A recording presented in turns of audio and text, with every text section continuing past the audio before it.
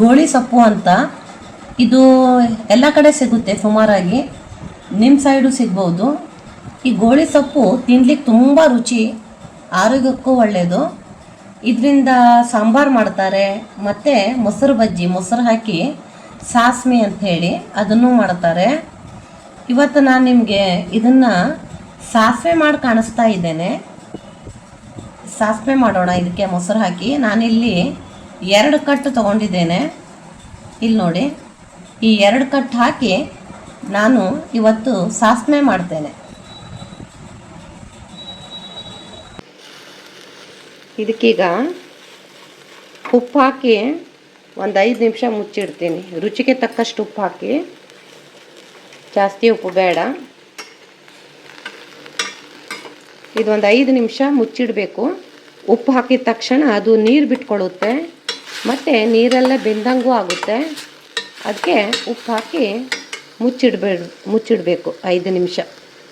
ಇದು ನೋಡಿ, ಇದು ಎಣ್ಣೆಲಿ ಫ್ರೈ ಆದ ಥರನೂ ಆಗಿದೆ, ಮತ್ತು ಉಪ್ಪು ಹಾಕಿದ್ದಕ್ಕೆ ನೀರು ಬಿಟ್ಕೊಂಡು ಚೆನ್ನಾಗಿ ಬೆಂದಿದೆ. ಈಗ ಇದನ್ನು ಆರ್ಲಿಕ್ಕೆ ಬಿಡೋಣ. ಇದು ಚೆನ್ನಾಗಿ ಆರಬೇಕು, ತಣಿಬೇಕು. ಈಗ ನಾನು ಕಾಯಿ ತುರಿ ಇಟ್ಕೊಂಡಿದ್ದೀನಲ್ವಾ, ಇದಕ್ಕೆ ಒಂದು ಚಿಕ್ಕ ಮೆಣಸಿನ್ಕಾಯಿ, ದೊಡ್ಡದಲ್ಲ ಚಿಕ್ಕ ಮೆಣಸಿನ್ಕಾಯಿ ಹಾಕಿ ಬೀಸ್ಕೊಳ್ತೀನಿ. ಈಗ ಗ್ಯಾಸ್ ಮೇಲೆ ಪಾತ್ರೆ ಇಟ್ಕೊಂಡಿದ್ದೀನಿ. ಇದಕ್ಕೆ ತುಪ್ಪ ಹಾಕಬೇಕು. ಸುಮಾರು 2 ಚಮಚ ತುಪ್ಪ ಹಾಕಬೇಕು. ಅದು ಫುಲ್ ಬರಲಿಲ್ಲ, ಅದಕ್ಕೆ ತೊಗೊಂಡಿದ್ದೀನಿ ಇನ್ನೊಮ್ಮೆ. ತುಪ್ಪ ಹಾಕಿ, ತುಪ್ಪ ಕಾಯಬೇಕಂತೇನಿಲ್ಲ. ಇದಕ್ಕೆ ಒಣಮೆಣಸು ಹಾಕಿ, ಹಾಗೆ 1 ಚಿಟಿಕೆ ಹಿಂಗೆ ಹಾಕಿ, ಹಾಗೆ 1 ಚಮಚದಷ್ಟು ಉದ್ದಿನಬೇಳೆ ಹಾಕಿ, ಅರ್ಧ ಚಮಚ, 1 ಚಮಚ ಅಲ್ಲ, ಅರ್ಧ ಚಮಚ ಇಷ್ಟು ಹಾಕಿ. ಇದು ಉದ್ದಿನಬೇಳೆ ಕೆಂಪಾಗಬೇಕು. ಉದ್ದಿನಬೇಳೆ ಕೆಂಪಾದ ತಕ್ಷಣ ಸೊಪ್ಪು ಹಾಕಬೇಕು.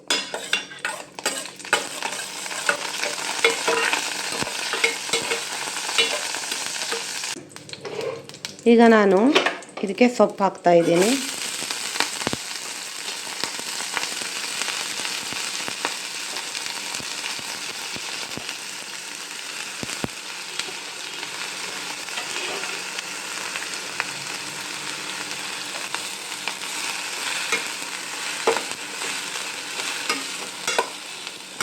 ಇದನ್ನ ಎಣ್ಣೆ ಒಳಗೆ ಹಾಕಬೇಕು. ಇದು ಸಂಪೂರ್ಣ ತಣ್ಣಗಾಗಿದೆ ನೋಡಿ. ಈಗ ಇದಕ್ಕೆ ನಾನು ಬೀಸ್ಕೊಂಡು ಇಟ್ಕೊಂಡಿರುವಂಥದ್ದನ್ನು ಹಾಕ್ತೇನೆ.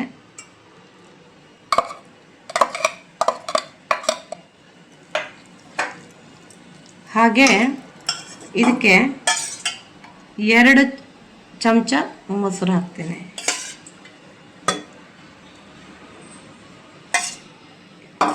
ಈಗ ಇದು ಗಟ್ಟಿ ಆದರೆ ಇದಕ್ಕೆ ನಾವು ಮಿಕ್ಸರ್ನಲ್ಲಿ ಮಾಡಿ ಪಾತ್ರೆಗೆ ಸ್ವಲ್ಪ ನೀರು ಹಾಕಿ ಹಾಕ್ಕೊಳ್ಬೋದು. ಗಟ್ಟಿ ಆಗಬಾರ್ದು. ಅನ್ನ ಕಲಿಸ್ಲಿಕ್ಕೆ ಚೆನ್ನಾಗಿರಬೇಕು. ಸುಮಾರು 1/2 ಮುಕ್ಕಾಲು ಲೋಟದಷ್ಟು ನೀರು ಹಾಕ್ತೇನೆ ನಾನೀಗ.